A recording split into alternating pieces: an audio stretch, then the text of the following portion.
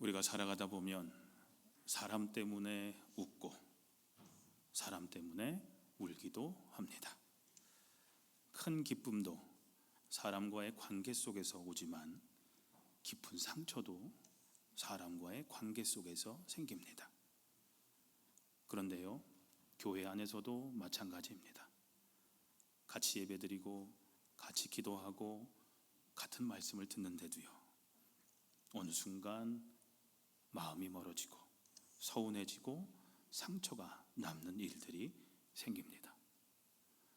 그런데 가만히 돌아보면요, 그 갈등의 시작이 꼭 어떤 큰 사건이어서가 아닙니다. 금전적인 문제도 아니고 무슨 큰 문제가 있어서도 아닙니다. 보통 아주 작은 것에서부터, 사소한 일에서부터 시작이 됩니다. 대부분 말에서부터 시작되는 경우가 많습니다. 농담처럼 던진 말 한마디, 전해지는 과정에서 조금 달라진 말 한마디, 확인하고 듣지 않은 이야기 하나, 그 말 한마디가 그냥 지나가는 것 같지만 어느 날 내 마음에 꽂혀서 조용히 머물러 있게 됩니다.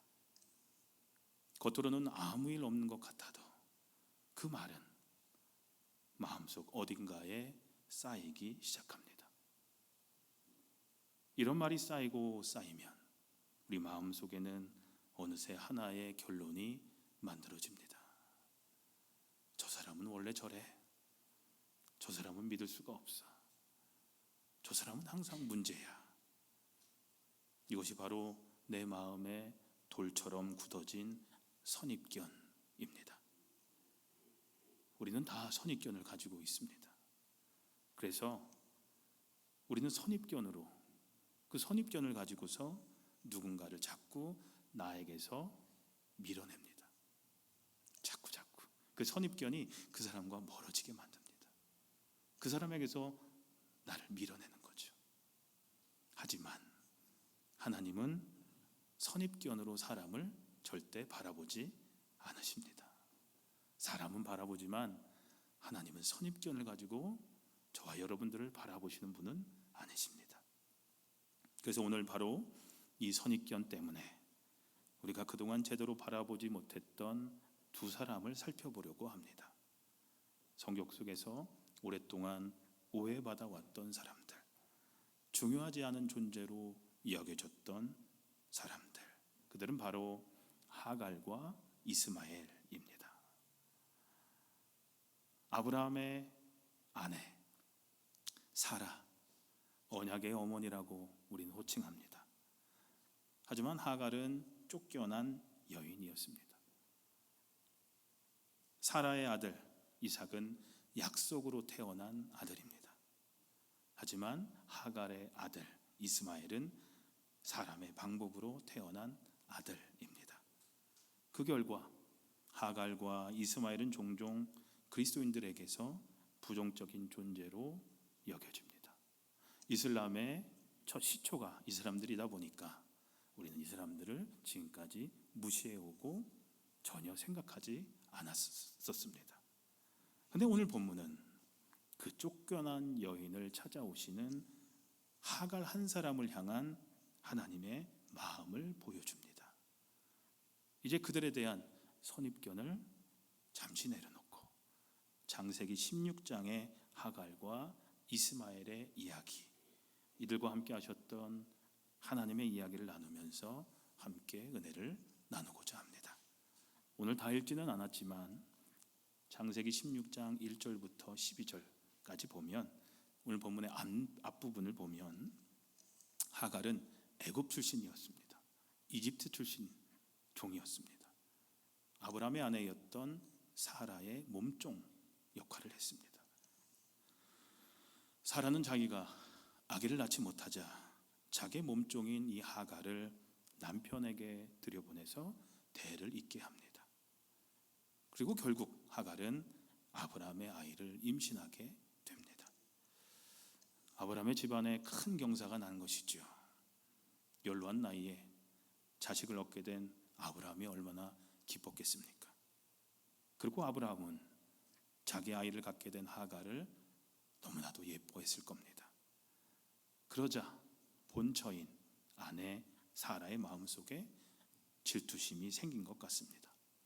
성경에 보면 하갈이 임신하게 되자 자기의 여주인을 깔봤다라고 기록하고 있지만, 사실 사라가 아브라함에게 하갈의 문제로 투정을 부리게 된 근본적인 이유는 두려움과 불안 때문이었을 겁니다. 이 두 여인의 신경전에 아브라함이 중간에 껴서 얼마나 힘들었겠습니까? 문제의 원인을 제공한 것은 누구예요? 사라였죠. 근데 이제는 아브라함에게 책임을 지라고 말합니다. 그러자 아브라함이 아내에게 이렇게 얘기합니다. 당신의 종이니 당신 마음대로 할 수 있지 않소. 당신이 좋을 대로 하시오 라고 얘기를 합니다. 가정의 평화를 위해서 어쩔 수 없이 내린 아브라함의 결정이었을 겁니다. 이제 사라는 남편의 허락도 받았으니 공개적으로 하갈을 학대하기 시작합니다. 그러자 하갈은 이 사라의 학대를 견디지 못하고 집을 나가게 됩니다. 자발적으로 집을 나간 것이 아니라 어찌 보면 쫓겨나게 된 것이죠. 하갈의 입장에서 본다면 그처럼 억울한 일이 어디 있겠습니까? 자기는 자기의 여주인 사라의 말에 그저 순종했을 뿐이었습니다. 그래서 아브라함과 동침했고 그 가정의 대를 이을 아이까지 갖게 되었습니다. 근데 이제는 자기의 여주인이 자기를 쫓아냅니다. 그뿐입니까? 자기를 보호해 주어야 할 아브라함은 자기 편을 드는 것이 아니라 본처인 사라의 편을 들어줍니다. 아무리 자기가 그 집의 종이긴 하지만 이렇게 철저하게 이용만 당하고 내쫓기는 신세가 되었으니 얼마나 억울했겠습니까? 거기다가 홀몸도 아니었죠. 집에서 쫓겨난 하갈은 사막에서 헤매다가 어느 샘에서 지친 몸을 쉬고 있었습니다. 근데 바로 그때 하나님이 하갈의 울음소리를 듣고 천사를 보내서 그의 이름을 부르십니다. 사라의 종 하갈아, 네가 어디서 와서 어디로 가고 있느냐 라고 물으십니다. 하갈은 그 천사의 물음에 이렇게 대답합니다. 나의 여주인 사라에게서 도망하여 나오는 길입니다. 그러자 천사가 말합니다. 내가 너에게 많은 자손을 주겠다. 자손이 셀 수 없을 만큼 불어나게 하겠다. 너는 임신한 몸이다. 아들을 낳을 터이니 그의 이름을 이스마엘이라고 하여라. 네가 고통 가운데 부르짖는 소리를 주께서 들으셨기 때문이다 라고 말합니다. 이름까지 지어주십니다. 하나님은 하갈을 위로하기 위해서 천사를 보내신 것이었습니다. 그리고 사막 한가운데서 헤매고 있는 하갈의 이름을 다정하게 불러주십니다. 고통 중에 부르짖는 그 여인의 소리를 듣고 내가 지금 듣고 있다라고 위로의 말씀을 전해주십니다. 그리고 거기서 끝나는 것이 아니라 그에게 장래에 대한 큰 소망을 주십니다. 그래서 하갈은 자기에게 나타나신 하나님의 이름을 나를 살피시는 하나님이라고 불렀다라고 성경은 기록하고 있습니다. 그런데요, 하갈의 운명은 참으로 기구했던 것 같습니다. 오늘 창세기 16장의 내용을 지금까지 말씀드렸는데 21장에 이르면 하갈이 다시 한번 쫓겨나는 이야기가 나옵니다. 오늘 본문 16장에서 쫓겨날 때는 하갈이 아들 이스마엘을 임신했을 때고요. 21장에서 다시 한번 쫓겨날 때는 사라가 아들 이삭을 낳은 후에 아들 이스마엘을 데리고 완전히 쫓겨나는 이야기입니다. 이스마엘이 이삭을 괴롭히자 사라가 또다시 하갈을 쫓아낸 겁니다. 이번에도 아브라함은 아내 사라의 성화를 못 이겨 하갈을 쫓아냅니다. 완전히 쫓아낸 거죠. 집에서 쫓겨난 하갈은 아들 이스마엘을 데리고 브엘세바 빈들에서 정처 없이 헤매고 다닙니다. 먹을 물조차 다 떨어진 상태가 되자 하갈은 아이가 죽어가는 꼴을 참아 볼 수 없구나 하면서 소리내어 웁니다. 그때에도 하나님은 하갈의 울음소리를 들으시고 천사를 보내어서 하갈을 위로하십니다. 하갈아, 어찌된 일이냐? 무서워하지 말아라. 아이가 저기에 누워서 우는 저 소리를 하나님이 들으셨다. 아이를 안아 일으키고 달래어라. 내가 저 아이에게서 큰 민족이 있게 하리라 라고 말씀하십니다. 그리고 하나님은 하갈의 눈을 밝히십니다. 그러자 하갈은 샘을 발견하여서 물을 담아다가 아이에게 먹였고 하나님은 그 아이가 자라는 동안 늘 함께 하시면서 돌봐 주셨다라고 성경은 기록하고 있습니다. 분명 창세기에서 우리가 만난 하갈과 이스마엘은 우리가 생각했던 것처럼 부정적인 존재가 아니라 하나님의 보호 아래 살아가는 존재로 등장합니다. 하나님은 하갈과 이스마엘을 보호하셨습니다. 죽을 수밖에 없을 때 하나님은 이들을 구원해 주셨습니다. 오늘 본문의 말씀은 하갈과 이스마엘의 이야기를 통해 고통 중에 있는 자들을 돌보시는 하나님, 슬픔 가운데 있는 자들을 위로하시는 하나님, 작은 신음에도 응답하시는 은혜로우신 하나님을 증거하고 있습니다. 사랑하는 성도님들, 위로가 필요하지 않은 사람은 한 사람도 없습니다. 어떤 사람은 육신이 약함으로 위로가 필요합니다. 외로움과 절망에 빠진 사람들도 많습니다. 어그러진 인간 관계로 마음에 큰 상처를 받은 사람들도 많습니다. 가정과 자녀들의 문제로 힘들어하는 사람들도 있고요. 경제적으로 지친 사람들, 불안한 신분 문제로 고민하는 사람들, 사랑하는 이를 잃고 슬픔에 잠겨있는 사람들도 있습니다. 우리는 모두 다 온갖 문제들로 인해 고민하며 씨름하며 살아갑니다. 여기 계신 모든 분들이 그럴 겁니다. 그렇게 사람들은 항상 누군가로부터 위로받기를 원합니다. 그러나 우리는 사람들로부터 위로를 얻는다는 것이 한계가 있음을 경험합니다. 위로를 받으려고 누군가의 얘기를 했는데 오히려 상대방을 내가 더 위로해야 할 때도 있습니다. 어떤 때는 위로받으려고 내 이야기를 했는데 그 사람이 하는 그 한마디가 나에게 더 큰 상처가 될 때도 있습니다.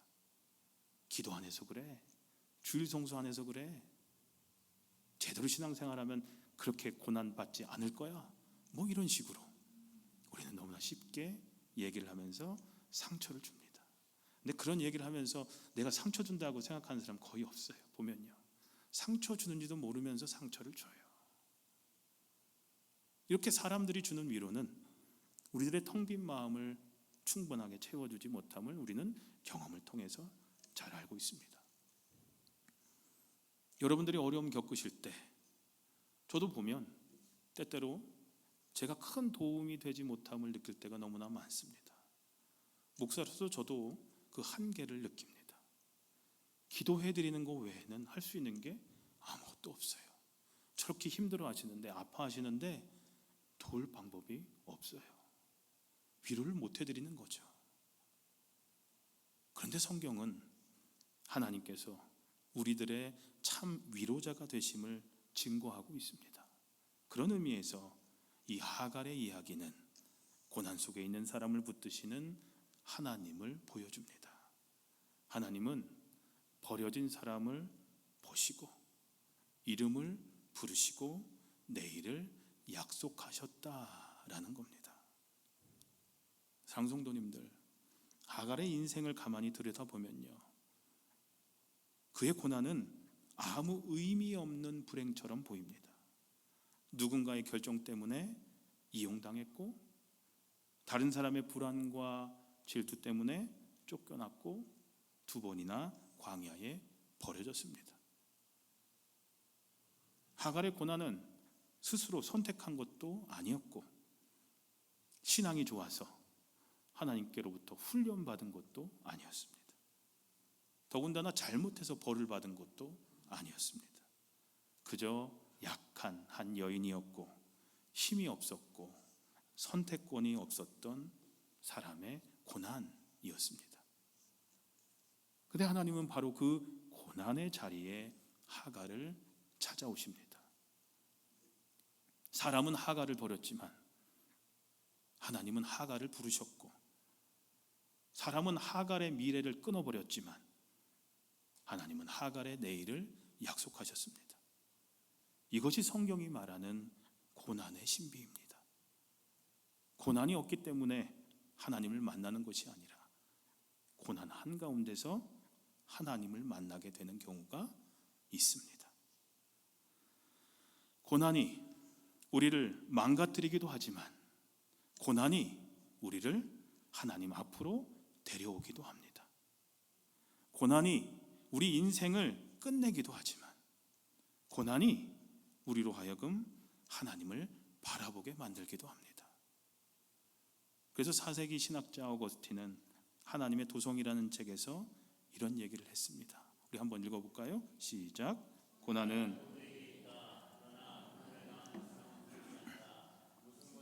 당하는 어떤 자세로 고난을 겪느냐가 그 사람의 인생을 결정한다 라고 얘기를 했습니다. 사랑하는 성도님들, 고난 중에도 하나님이 나를 보고 계시고 내 이름을 아시고 나를 살피신다라는 사실을 믿는다면 분명 그 고난은 은혜의 자리가 될 줄로 믿습니다. 고난받는 사람들만 경험할 수 있는 하나님의 은혜가 따로 있습니다. 그래서 고난은 축복은 아니지만 다른 의미에서 고난은 우리에게 축복이 됩니다. 하갈은 성경 속에서 위대한 믿음의 인물은 아닙니다. 신앙 고백을 크게 남긴 사람도 아닙니다. 그저 이용당했고 버려졌고 울었고 도망쳤던 한 여인이었습니다. 사람들의 눈에는 아무 의미 없는 여종이었고 없어져도 되는 존재였고 역사의 가장자리에 서 있던 인물이었습니다. 하나님의 구원 역사의 중심에 있던 인물은 아니었습니다. 그러나 하나님은 그 하갈을 보셨고 하갈의 이름을 부르셨습니다. 하나님은 하갈의 울음을 들으셨고 하갈의 내일을 준비하셨습니다. 그래서 하갈은 하나님을 이렇게 불렀습니다. 오늘 본문 14절에 부엘라 헤로이, 나를 살피시는 하나님이라고 부릅니다. 사랑하는 성도님들, 이 고백은 하갈의 고백만이 아닙니다. 세상에서 밀려난 사람, 인간관계에서 상처 입은 사람, 자기 자신에게조차 실망한 사람, 아무도 알아주지 않는 자리에서 혼자 울고 있는 사람, 그 사람이 바로 오늘날의 하갈이고 그 하갈을 찾아오시는 하나님이 바로 우리 아빠, 아버지이십니다. 혹시 오늘 이 시간 마음 한켠에서 이렇게 느끼고 계신 분이 계시지 않나 생각됩니다. 내 인생이 하갈의 인생 같구나. 아무도 나를 중요하게 여기지 않는 것 같고 기도해도 달라지는 것이 없는 것 같고 늘 뒤에 버려져 있는 것 같고 늘 참고 늘 양보하고 늘 버텨야만 하는 인생처럼 느껴지는 분이 계십니까? 그러나 바로 그 자리에서 하나님은 우리에게 말씀하십니다. 내가 너를 본다. 내가 너의 이름을 안다. 내가 너의 흐느낌을 들었다. 내가 너의 내일을 책임진다. 사랑하는 성도님들, 이 말씀이 이 자리에 있는 우리 모두를 향한 하나님의 음성임을 믿으시기 바랍니다. 그래서 우리도 오늘 이렇게 고백했으면 좋겠습니다. 함께 읽어볼까요? 고백해볼까요? 시작. 주님은 저를 살피시는 하나님이십니다. 주님, 저는 오늘부터 버려졌다가 아니라 살핌받는 자로 제 인생을 바라보겠습니다.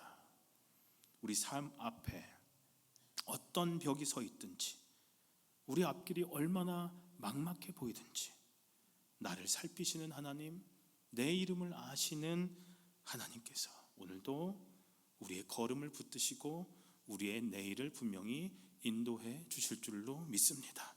이 은혜와 평강이 사랑하는 성도님들 한 분 한 분의 삶 속에 오늘도 그리고 앞으로의 모든 날들 가운데 충만하시기를 우리 주님의 이름으로